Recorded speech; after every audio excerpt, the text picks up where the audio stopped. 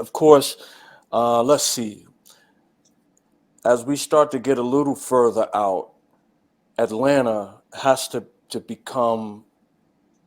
I moved here in September of '93, and by '95, So Def was like everywhere. Like they were everywhere, and a lot of people would come to Atlanta because of what Jermaine Dupri was doing here. Like he was, so that was another pivotal Mhm. mark where the South started to feel itself and find itself for hip hop. I mean, because you still had other great groups, because that's when you started seeing Tennessee blowing. You started Mhm. seeing Mississippi blowing because you had cats like David Banner and all of those dudes starting to like bubble, and you would see them Crucial in different conflict and areas. all them. Yeah. Yeah, and not taking anything away, because I know there are areas that are missing. Because Common was already around. Like you started seeing like these stellar artists in different areas of the world. And I could tell you when that happened. Now this is gonna sound weird. Now, when I was on Broadway in Houston, I was shopping for a bunch of groups, and I wanted to look outside of New York.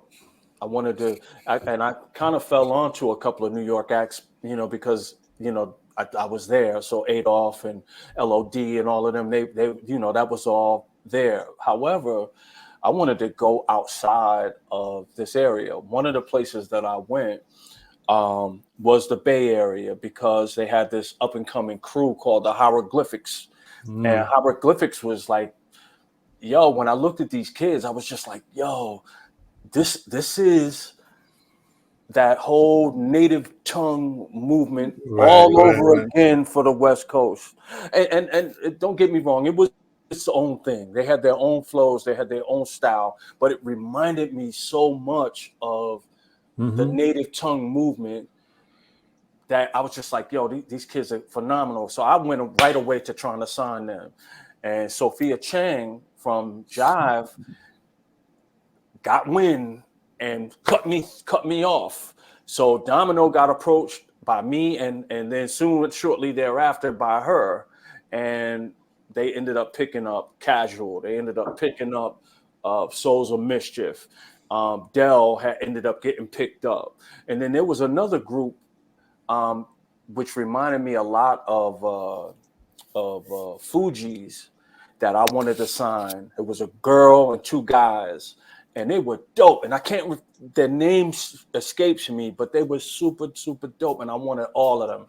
And and that had to be 92, 93, 92, 93, around that same time. And then Sophia Chang and Jive ended up putting Souls of Mischief out in 93, I believe it was. Mm-hmm. Um, and so that whole movement in the Bay I thought was really dope. So that era between 91 and 93 was very pivotal, because you had the whole gamut from New York all the way through to LA.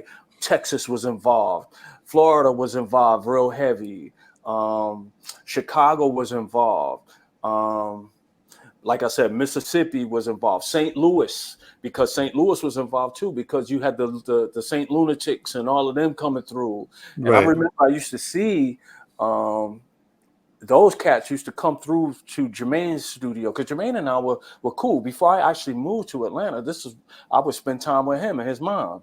And I would stay with them well into before Criss Cross even got signed. Hmm. And so those are pivotal moments. Um, I guess that's about five, right, or six. But the one of the biggest pivotal moments that I saw in that time frame is when Outkast came out.